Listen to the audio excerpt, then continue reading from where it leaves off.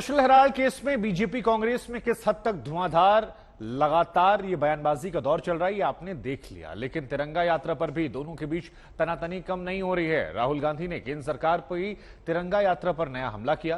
दरअसल राहुल गांधी ने अपने फेसबुक पोस्ट में बीजेपी के तिरंगा प्रेम को लेकर सवाल खड़ा किया, कहा कि 52 साल से यह प्रेम नहीं था, अब क्यों जाग रहा है। इस पर बीजेपी ने पलटवार किया, हम आपको दिखाते हैं।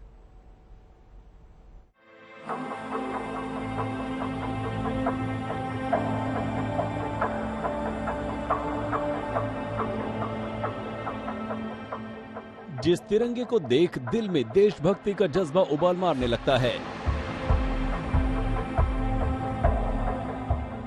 जिस तिरंगे को देखकर दिल हिंदुस्तानी होने के गर्व से भर जाता है,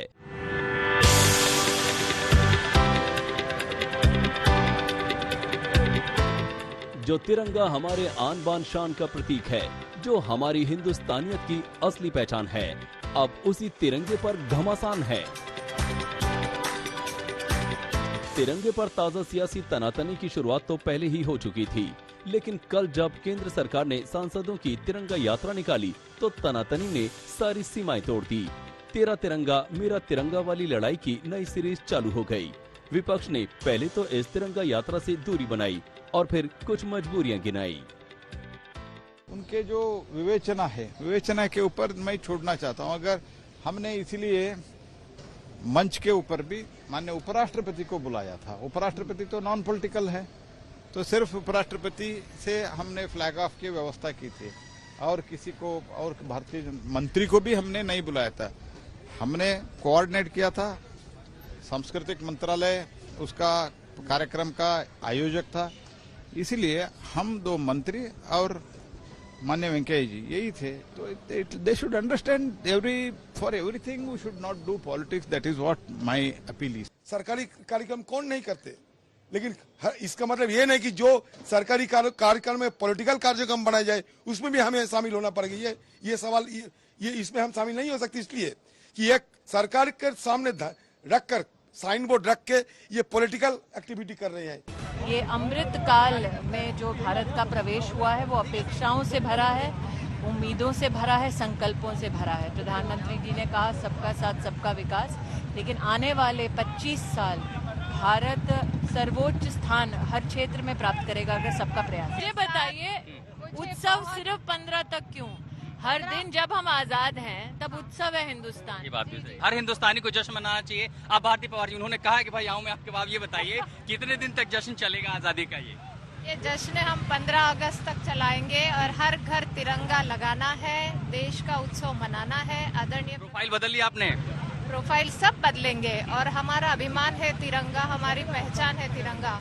और इस बार अमृत काल मनाते हुए आदरणीय प्रधानमंत्री जी के नेतृत्व में ये उत्सव सिर्फ देश ने, ये तो जग में जाना जाएगा, ऐसा अनोखा उत्सव होगा। बहुत बड़ा मौका है सबको तिरंगे से प्रेरणा लेकर एक होने का और कर्तव्य परायण भाव से भारत के प्रति समर्पित होकर कार्य करने का। तिरंगा चंद गज का कपड़ा नहीं, तिरंगे की ताकत 130 करोड़ भारतीयों को एकजुट करने की है।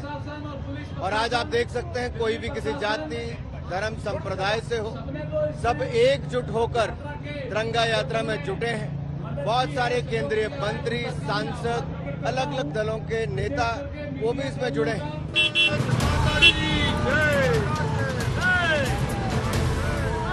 तो केंद्र सरकार के इस मेगा शो पर विपक्ष ने सवालों के छींटे उछाले। कुछ ने न्योता न मिलने पर नाराजगी दिखाई, कुछ ने इसे मोदी सरकार का प्रचार प्लान बताया, कुछ ने आरएसएस का जिक्र कर विवाद के पुराने पन्ने पलटने की कोशिश की। और अब कांग्रेस सांसद राहुल गांधी ने इस विवाद को नई धार देने की कोशिश की है। फेसबुक पर राहुल गांधी ने लिखा, तिरंगे को हमेशा ऊंचा रखने के लिए लाखों देशवासियों ने अपने प्राणों की आहुति दी, लेकिन एक संगठन ने तिरंगे को अपनाने से हमेशा मना किया।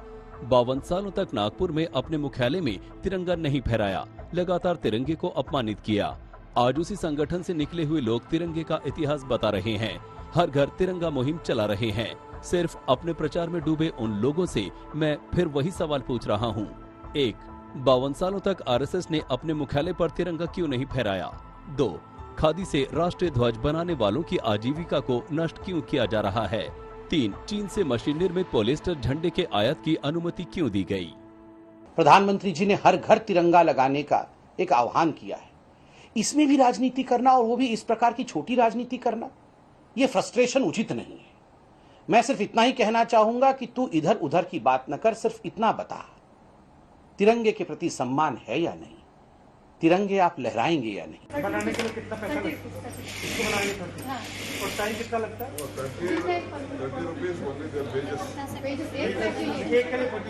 राहुल गांधी बुधवार को कर्नाटक के हुबली में थे। वो खादी ग्रामोद्योग के कर्मचारियों से मिले थे, उनसे बात की, उनसे मुश्किलें पूछी। तो इस पे एक ही महिला काम करती है?